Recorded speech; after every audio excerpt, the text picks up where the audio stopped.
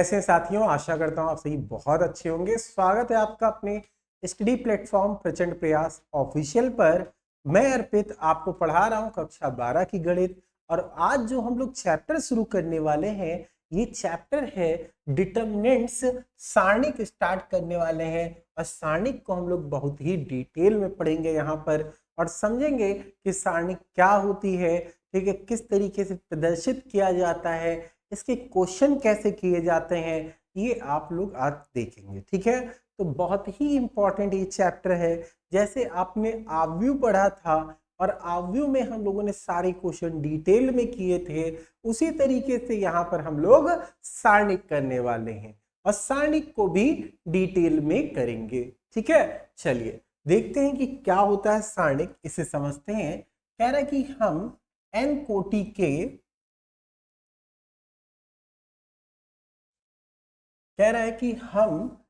n कोटि के प्रत्येक वर्ग आव्यूह a बराबर aij को एक संख्या वास्तविक या समिश्र द्वारा संबंधित करा सकते हैं, जिसे वर्ग आव्यूह का सारणिक कहते हैं। ठीक है, वर्ग आव्यूह का सारणिक कहते हैं।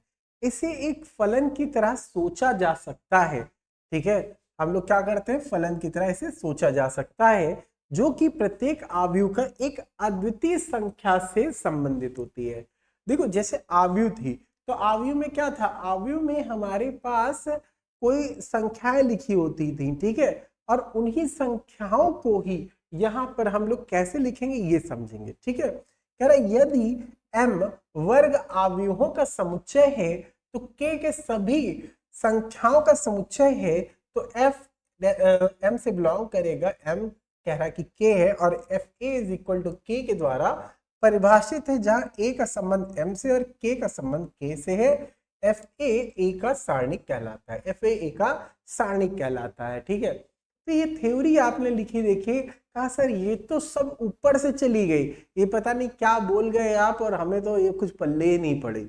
चलो, अगर नहीं पल्ले पड़ी भाई, थ्योरी का वैसे भी इतना कोई काम नहीं, लेकिन आपसे अगर कोई पूछे तो आप बता सकते हैं सारणिक क्या होता है, लेकिन जब आप प्रैक्टिकली उसको दिखाएंगे तब समझ में आएगा आपको क्या होता है सारणी, इसे समझेंगे हम लोग। ठीक है, देखिए, जैसे कि कह रहा है इसे ए को ऐसे दो सीधी लाइनों में ऐसे लिख के करते हैं, ऐसे खींचते हैं। ठीक है, या इसे डेट ए या डिटर्मिनेंट ए या ऐसे त्रिभुज का निशान के द्वारा निरूपित किया जाता है। ठीक है, जैसे कि यहाँ पर लिखा है ए, लिखा है ए, क्या है, ए हमारे पास ए बी सी डी है।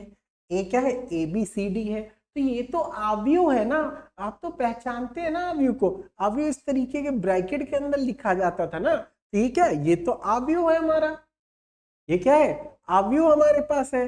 तो ए के सारणिक को कैसे लिखेंगे सीधी लाइन कर देंगे। ठीक है, अगर ए इस तरह है तो ए का सारणिक बनाएंगे तो ये लाइन कैसे हो जाएंगी, सीधी हो जाएंगी। तो ये ए बी सी डी अवयव क्या है, वही है उसके, लेकिन बस ये क्या हो गया, ये डिटर्मिनेंट बन गया। क्या बन गया, डिटर्मिनेंट बन गया हमारा। ठीक है, क्या बन गया, डिटर्मिनेंट बन गया। ठीक, और एग्जाम्पल देखते हैं हम लोग, और एग्जाम्पल देखते हैं और उससे आगे क्लियर होगा हम लोगों का। ठीक है, तो देखिए, जैसे यहाँ लिखा है b बराबर, कोई हमारे पास आव्यूह लिखा है 4 2 1 -3 -5 3 2 1 लिखा हुआ। ठीक है, इतना लिखा हुआ है हमारे पास। ठीक, ये b बराबर इतना हमारे पास है। अभी क्या करते हैं लोग, अगर b का हमें डिटर्मिनेंट निकालना होता तो ऐसी दो लाइनें खींचते हैं, ये ऐसी दो लाइनें खींचते हैं हम लोग। ठीक है, और उसके बाद इन्हीं संख्याओं को ऐसे इस लाइन के अंदर ही लिख के दिखा देते हैं। तो 3 4 2 मतलब 3 4 2 हो गया, 1 -3 -5 1 -3 -5, फिर 3 2 1, तो 3 2 1 आ गया। कितना है, 3 2 1 निकल आया हमारे पास। ठीक है, तो इस तरीके से हम लोगों ने यहाँ पर करके दिखा दिया आपको, और यहाँ पर b निकल कर आ गया। ये क्या है, b का डिटर्मिनेंट है। ठीक है, b का डिटर्मिनेंट निकल कर आ गया है। ठीक है, चलिए अब और आगे देखिए, इसे डिटर्मिनेंट ऑफ b भी कह सकते हैं, या त्रिभुज ऐसे ये भी बना के दिखा सकते हैं, ये भी डिटर्मिनेंट को ही प्रदर्शित करता है। ठीक, चलिए अब कुछ उदाहरण जब आएंगे तब क्लियर होगा कि हाँ सर उदाहरण कुछ बताइए, तब ये समझ में आए डिटर्मिनेंट अच्छे से। ऐसे तो ये ऊपर से निकल जाएगा, इसीलिए इसके क्वेश्चन कुछ बताइए। चलिए हम कुछ उदाहरण आपको बताते हैं। ठीक है, लिखा क्या है, लिखा हुआ है, ठीक है, x x minus 1 x plus 1 x का मान ज्ञात करें। क्या कह रहा है, का मान ज्ञात करें। इसका मान ज्ञात करना है हम लोगों को, तो कैसे मान ज्ञात किया जाएगा देखते हैं हम लोग। देखिए दिया है हमारे पास x x minus 1 x plus 1 x लिखा हुआ है। ठीक है, ये लिखा हुआ है हमारे पास। अभी क्या करते हैं हम लोग, इसको निकालने का तरीका क्या होता है, आपने क्लास 11th में फिजिक्स में पढ़ा होगा वेक्टरों का गुणनखंड। ठीक है, अदिश सदिशों का गुणनफल, अदिशों का गुणनफल, तो उसमें भी इस तरीके से आपने सॉल्व किया होगा। चलिए देखिए यहाँ पे क्या करते हैं, पहले इसकी गुणा हम इसके साथ करते हैं। ठीक है, ठीक, इसकी गुणा इसके साथ करेंगे तो x का गुणा x के साथ करते हैं, फिर बीच में माइनस का निशान लगाएंगे। क्या लगाएंगे, माइनस का निशान। फिर इसकी गुणा हम इसके साथ करेंगे, तो मतलब x प्लस 1 है और यहाँ x माइनस 1 है। ये हमारे पास क्लियर है।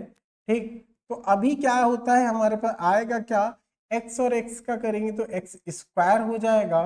ठीक है, यहाँ पर a plus b a minus b है हमारे पास। ठीक है, तो ये a स्क्वायर है और माइनस बी स्क्वायर हो जाएगा।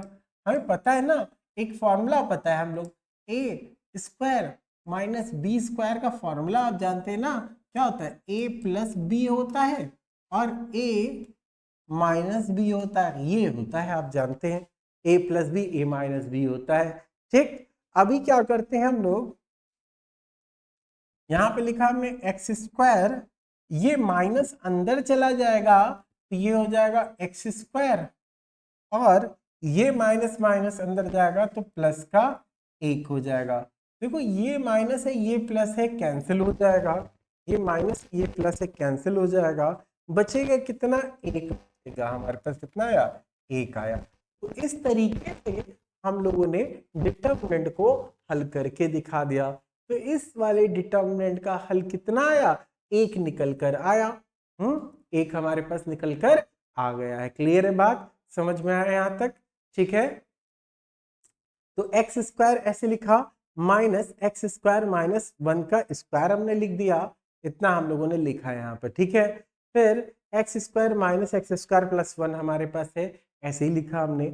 माइनस और ये प्लस दोनों कैंसिल हो गए, ये दोनों कैंसिल हो गए तो बचा कितना, 1 बचा हमारे पास, 1 हमने लिख दिया। ठीक है, 1 हमने यहाँ पर लिख दिया, ये आंसर हमारे पास 1 निकल कर आया। ठीक, चलिए आगे और क्वेश्चन देखेंगे हम लोग।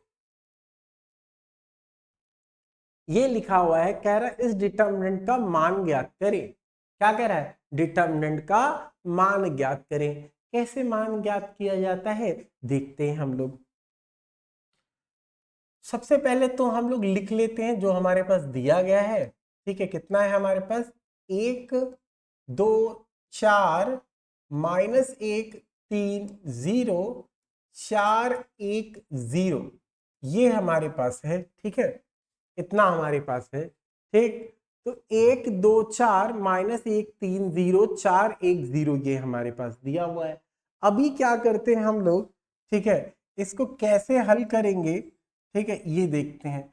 सबसे पहला काम, यहां पर 1 को लिखा जाएगा, हमने 1 लिखा।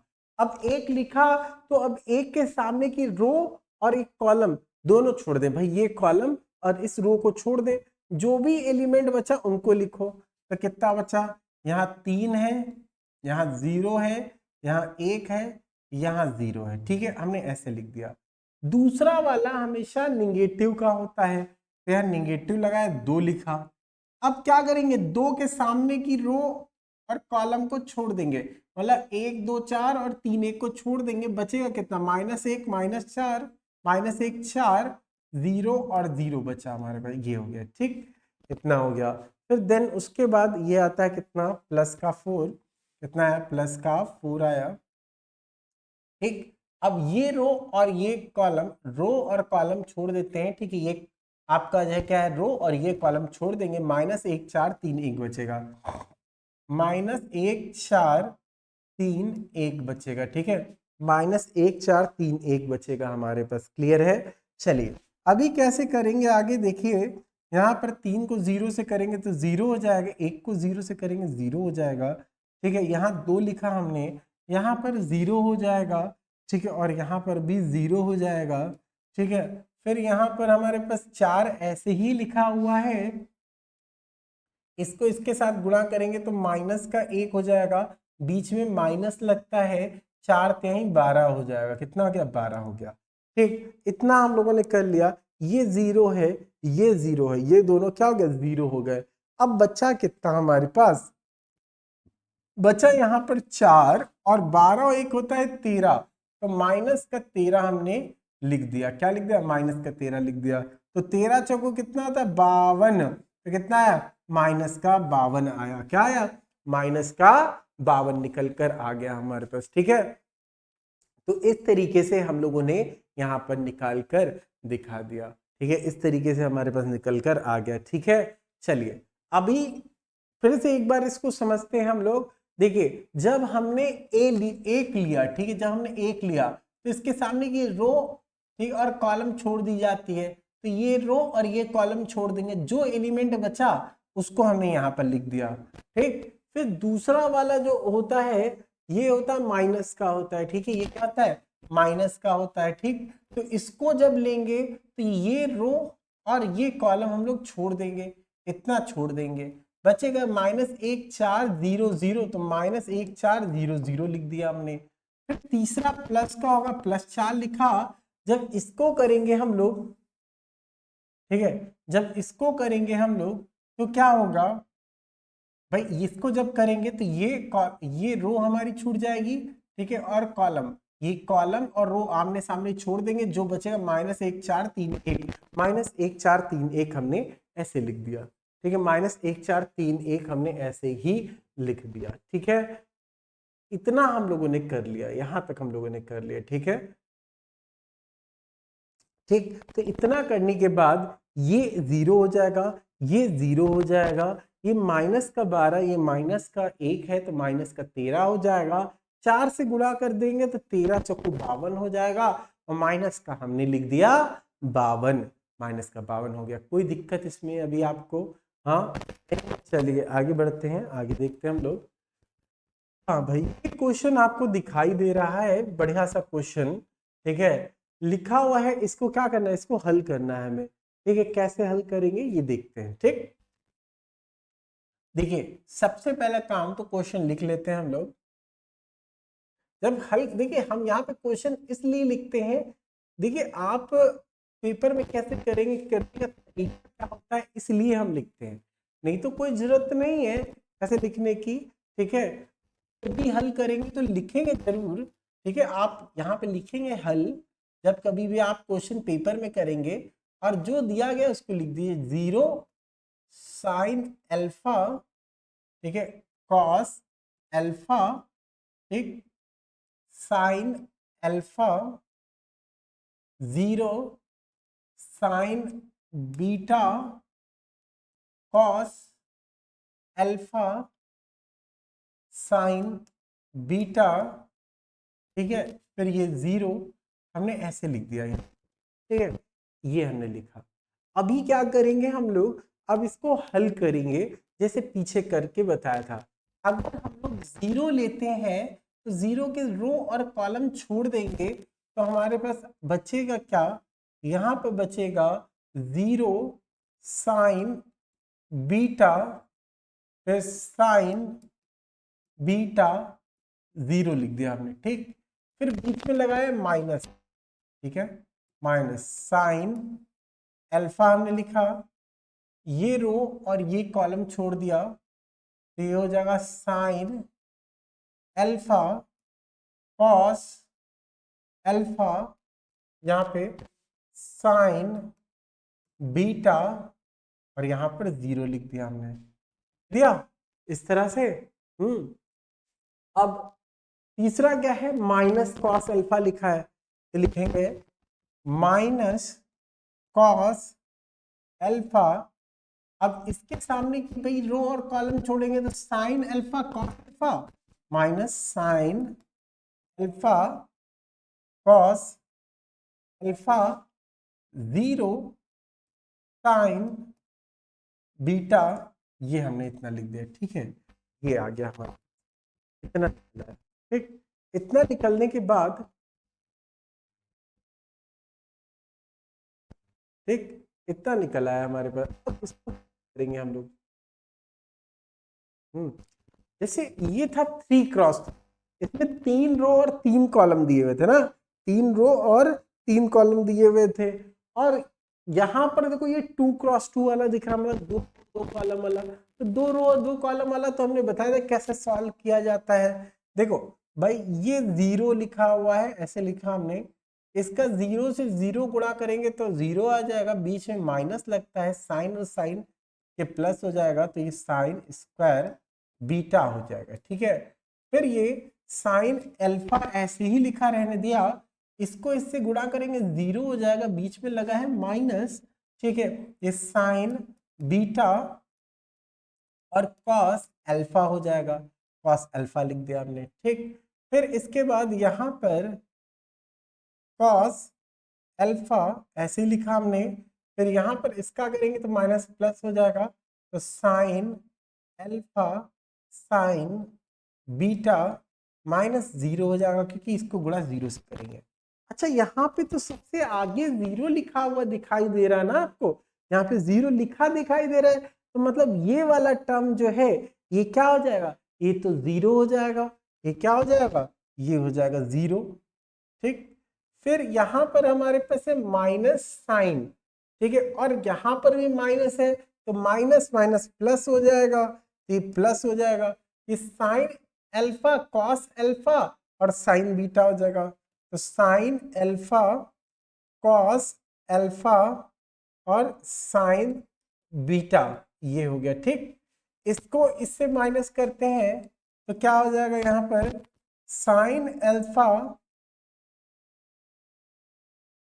Sine alpha cos alpha sign beta, ये लिख दिया। अभी ये प्लस का ये माइनस का है, दोनों कैंसिल हो गए, दोनों कैंसिल होके कितना आया, 0 आ गया। कितना आ गया, 0 आ गया। तो ये प्लस का है और ये माइनस का है, ये दोनों मिलके कितना आ रहा है, 0 आ रहा है। ठीक है, ये क्या आ गया, 0 आ जाएगा। क्लियर कहानी, कोई दिक्कत इसमें पक्का नहीं है ना। चलिए आगे हम लोग देखते हैं। तो भाई ये प्लस माइनस कट गया, 0 आ गया हमारे पास। फिर से समझना चाहते हैं, कुछ नहीं है, देखिए 0 को लिया तो उसके सामने की रो कॉलम छोड़ दिया, जो एलिमेंट था उसको लिख दिया। दूसरा माइनस का होता हमने साइन लिखा, अब साइन वाले के सामने की रो कॉलम छोड़ेंगे, जो बचेगा उसको हमने लिखा। माइनस कॉस अल्फा लिखा है, इसको हमने ऐसे ही लिख दिया, इसके सामने रो कॉलम छोड़ के जो बचा उसको हमने हमने लिख दिया। क्लियर हो गई कहानी, कोई दिक्कत इसमें नहीं ना। चलिए आगे बढ़ते हैं। फिर ये 2 क्रॉस 2 2 क्रॉस 2 2 क्रॉस 2 दिखाई दे रहा है आपको, ये 2 क्रॉस 2 दिखाई दे रहा है ना। तो 2 क्रॉस 2 कैसे किया जाता है आपको पता है, बस सिंपली गुणा कर लेते हैं, इसको इधर इसको इधर, इसमें ऐसे ही करते हैं। ठीक है, इसको इधर इसको इधर करते हैं, यहाँ पर भी ऐसे ही कर लेते हैं। इस तरह से हम लोग गुणा कर सकते हैं। ठीक है, गुणा करने के बाद जो आएगा उसको हम लिख देंगे। यहाँ पर दोनों कैंसिल हो रहा था, हमने 0 लिख दिया, कोई दिक्कत नहीं, आंसर निकल के आ गया 0। ठीक है, हाँ भाई एक क्वेश्चन देखिए, ये भी आपके पास दिया गया है क्वेश्चन, काफी अच्छा। ठीक है, कह रहा है यदि यदि 3x(x)(1), ये दिया 3x(x)(1) और यहाँ पर लिखा है 3 4 2 1, तो x का मान बताओ क्या होगा, x का मान क्या होगा। देखो अगर ये ऐसा लिखा होता भाई क्वेश्चन की तरह, जैसे कि हम लोग मैट्रिक्स में लिखा होता था, मैट्रिक्स में अगर ऐसे लिखा होता 3x(x)(1) और इधर लिखा था 3 2 x 1 ऐसे, सॉरी यहाँ पे 4 लिखा हुआ है,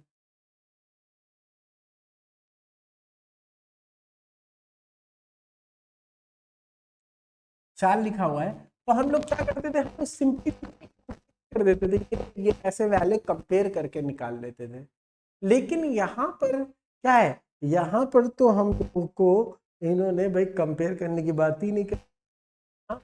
लोग ने तो डिटर्मिनेंट दिया गया है, क्या दिया गया है, डिटर्मिनेंट दिया गया है। अब डिटर्मिनेंट वाले क्वेश्चन कैसे किए जाएंगे, सारणिक वाले क्वेश्चन कैसे किए जाएंगे, ये देखते हैं। बहुत आसान सा क्वेश्चन है। देखो हम लोग जानते हैं 2 क्रॉस 2 का डिटर्मिनेंट कैसे करते हैं भाई, इसकी गुणा इससे पहले करेंगे तो 3 गुणे 1 लिखेंगे, इसकी गुणा इससे बाद को करते लेकिन बीच में माइनस लगता है तो x गुणे x हमने लिख दिया ठीक। इसके बाद यहां पर इसकी गुणा हम इससे करेंगे, ठीक है, फिर इससे तो 3 गुणे 1 लिखा हमने, बीच में माइनस है, 2 गुणे 4 लिख दिया हमने, लिख दिया। तो ये 3 एकम 3 हो गया, ये हो गया एक्स स्क्वायर, यहाँ पर हमारे पास 3 एकम 3 है, ये 4 दूनी 8 हो गया, ठीक है। ये और ये कैंसिल हो गया, बचा कितना, एक्स स्क्वायर बराबर माइनस का था, यहाँ माइनस का 8 है, दोनों माइनस माइनस चले जाएंगे तो बचेगा 8।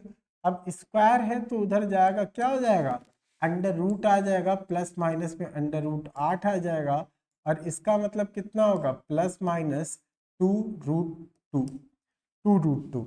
ऐसा क्यों लिखा गया है, आप जानते हैं कि 8 को हम तोड़ सकते हैं 4 गुणे 2 में, 4 गुणे 2 में, 4 गुणे 2 में, 4 का क्या होता है 2 होता है, ये √2 हमने ऐसे लिख देंगे, ठीक है। तो इस तरीके से हमारे पास निकल के आया 2√2 निकल के आया, ठीक है। तो इस तरह से हम लोगों ने क्वेश्चन नंबर ये भी कर लिया, ठीक। अब देखिए भाई, अब शुरू होती है प्रश्नावली, अब शुरू होती है प्रश्नावली। प्रश्नावली है 4.1, कौन सी है, 4.1 दी गई है प्रश्नावली। और प्रश्नावली 4.1 कैसे करनी है इसको देखते हैं हम लोग। देखिए यहाँ पर लिखा है प्रश्न संख्या 1 से 2 तक सारणिकों का मान ज्ञात करो। क्या है, सारणिकों का मान ज्ञात करो, ठीक है। मान लेते, माना ये, इसको a मान लिया हमने ऐसे, 2 -5 4 और -1, ठीक। अब सॉल्व कैसे करेंगे, देखो भाई इसका इससे होता है ना, तो 2 का गुणा -1 से करेंगे, फिर माइनस लगाया, 4 का गुणा -5 से करते हैं, ठीक है। ये -2 है और ये प्लस का 20 हो जाएगा, तो आएगा कितना आंसर, 18। आंसर कितना आया, 18 आ गया हमारे पास, ठीक है। कितना आंसर आया, 18 यहाँ पर आ गया हमारे पास, ठीक है। तो यहाँ पे 18 आंसर आपको मिल गया। तो इस तरीके से देखिए आपने यहाँ पर क्वेश्चन को कितनी आसानी से करके दिखा दिया। देखिए अब आप लोग आगे बढ़ चुके हैं, काफी आगे बढ़ चुके हैं भाई, 3 चैप्टर कंप्लीट हो चुके हैं, पहला चैप्टर, दूसरा चैप्टर और तीसरा चैप्टर, ठीक है। इतना आप लोगों ने पढ़ लिया। अब इतना पढ़ने के बाद कुछ काम तो आपके लिए बनता है ना, कोई काम बनता है, नहीं बनता है, क्या काम बनता है, काम ये होता है कि आपको रिवीजन भी करना है। अगर रिवीजन नहीं करोगे तो कैसे काम चलेगा बताओ, अगर रिवीजन नहीं करोगे तो काम कैसे चलेगा, नहीं चलेगा ना काम। तो आपको रिवीजन करना पड़ेगा, पहली चीज तो यही है। एक एक चैप्टर वाइज उठाइए, जैसे मान लीजिए हम ये कहते हैं कि आपने जब पढ़ाई की भाई, आप डेली डेली पढ़ रहे थे, तो आप साथ ही साथ कुछ नोट्स वगैरह भी साथ साथ करते हुए चल रहेंगे, या कुछ क्वेश्चन कर रहे होंगे। आप अभी अपनी बुक से कर सकते हैं रिवीजन, ठीक है। आपने जो जो चैप्टर पढ़ लिए, ऐसा नहीं कि आप वीडियो पे आपको नोट्स है, आप नोट्स पे अपने देख सकते हैं, रिवीजन कर सकते हैं, ठीक है। आप बुक्स में जो आपने क्वेश्चन लगाए हैं, जो करे हैं, उन क्वेश्चन को देखिए, ठीक है। तो इतना तो करिए करिए आप लोग, अगर नहीं करेंगे तो आगे बढ़ते चले जाएंगे, आगे का आता रहेगा, पीछे का भूलते चले जाएंगे, और जब पीछे का भूलते चले जाएंगे तो फिर काम नहीं चलने वाला है, समझे, काम नहीं चलने वाला है। तो काम कब चलेगा? जब आप रिवीजन भी करेंगे। हमने एक बात आपसे बोली, भाई आप ऑनलाइन पढ़ रहे हैं, मतलब आपके पास टाइम को लेकर कोई ऐसा वो नहीं कि आपको सुबह ही पढ़ना है या शाम ही पढ़ना है या दोपहर पढ़ना है। ठीक है, आप कोचिंग जाते हैं, वहां पे एक टाइम है कि हाँ 3 बजे से 4 बजे तक आना है, 4 से 5 आना है। यहाँ पर तो आपकी पोटेंशियल है, आप कितना पढ़ सकते हो, कंटेंट तो बहुत सारा आपको मिल रहा है ना, आप कितना पढ़ सकते हैं। आपके पास समय कब है? आप रात को 12 बजे बैठ के पढ़िए, कोई रोकने वाला थोड़ी, आप बैठ के पढ़िए। आप सुबह 4 बजे उठ के पढ़िए, आप शाम 6 बजे पढ़िए। ये आपके लिए तो एक बहुत अच्छी चीज हो जाती है ना। तो आपको ये सारी चीजें तो करनी पड़ेंगी, आपको पढ़ाई तो करना पड़ेगा ना, और अच्छे लेवल से करना पड़ेगा। नहीं तो क्या होगा ना कि नंबर पे आप भूल जाइएगा, फिर जो है आप यही होगा 40-45 नंबर पा गए तो उसका कोई मतलब नहीं है।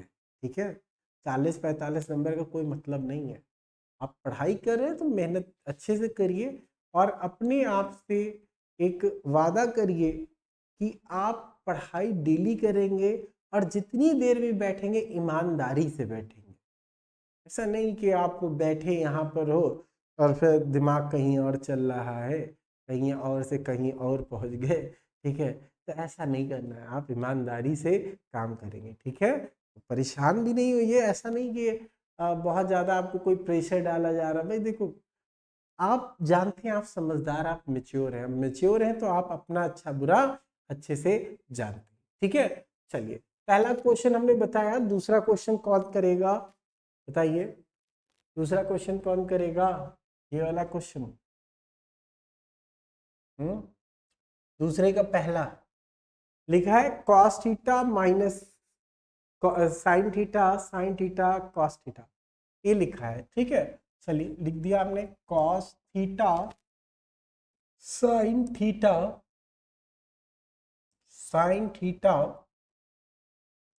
कॉस थीटा, ऐसे हमने लिख दिया। ठीक, अभी क्या करना है आपको पता है, इसका गुणा इससे करेंगे हम लोग। ठीक है, तो कॉस स्क्वायर थीटा है, ठीक, इसका गुणा इससे करेंगे हम लोग, तो माइनस साइन स्क्वायर थीटा है। ठीक है, साइन स्क्वायर थीटा है। ठीक, तो कॉस स्क्वायर थीटा, और ये क्या है, माइनस था तो बीच में भाई ऑलरेडी माइनस था ना, बीच में माइनस तो लगता ही लगता है, तो ये हो जाएगा प्लस।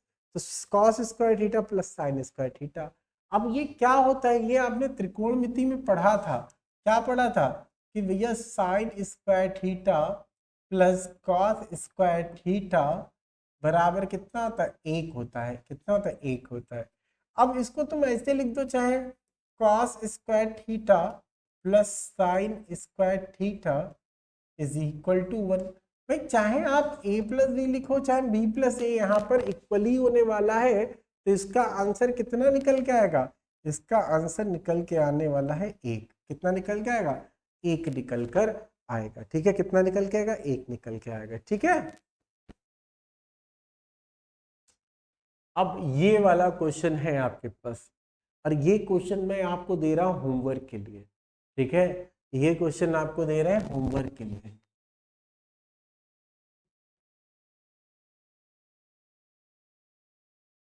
प्रैक्टिस करेंगे इसकी, देखिएगा क्या आंसर आता है। चेक करेंगे आप लोग कि क्या आंसर आता है, देखिएगा इसमें कि क्या आंसर मिलेगा। देखिए अभी मेथड बताया गया, आज हम लोगों ने डिटर्मिनेंट शुरू किया है, तो बहुत तेजी से भागने की जरूरत नहीं है, क्योंकि बहुत सारे बच्चे होते हैं ऐसे जो बहुत तेज ट्रेन अगर चलेगी तो इधर उधर गिर जाएंगे, है ना। तो इतनी तेजी से भी नहीं चलना है, और इतने धीरे भी नहीं चलना है कि जो आप बोर हो जाओ। ठीक है, थोड़ा सा तेजी भी रहेगी, ऐसे हर बच्चे को लेकर चलना पड़ेगा हमें। बस इतना है कि आप जितना अगर आपको क्लास में बढ़ाया गया, ठीक है, आप उतना भी रिवीजन अगर साथ साथ करते चल रहे हैं तो अच्छी बात है ना। आपने एक बार पढ़ा, यहाँ पे आपने चीज़ों को समझा, ठीक है, आपने 40 मिनट 35 मिनट पढ़ा, 35-40 मिनट के बाद जब आप खुद के लिए वही देखते हैं, वही क्वेश्चन अगर आपने समझ लिया तो 10 से 12 मिनट में आप कर डालेंगे क्वेश्चन, कोई बहुत ज़्यादा समय थोड़ी लगेगा, तो आपको 10-12 मिनट ही लगेगा। ठीक है, तो इस क्वेश्चन को आप लोग क्या करेंगे, हल करेंगे। ठीक है, और अगली क्लास में हम देखेंगे भाई कितने लोगों ने किया है। नहीं कर पाएंगे तो इसको हम बताएंगे अगली क्लास में, ऐसा नहीं कि आपको बताएंगे नहीं। तो आप लोग बस पढ़ाई करते रहिए, डेली पढ़िए, सभी विषयों पर समय दीजिए और सभी विषयों को लेके चलिए, क्योंकि सभी विषय आपके लिए बराबर बराबर मार्क्स के होते हैं। जिनमें आपको लगता है कि आप कमजोर है तो उन पे थोड़ा ज़्यादा समय दीजिए, बाकी पे आप अपने हिसाब से समय देते रहिए और पढ़ाई करिए। ठीक है, तो इस क्लास के लिए इतना ही रखते हैं, मिलते हैं अगली क्लास में। धन्यवाद। जय हिंद, जय हिंदुस्तान।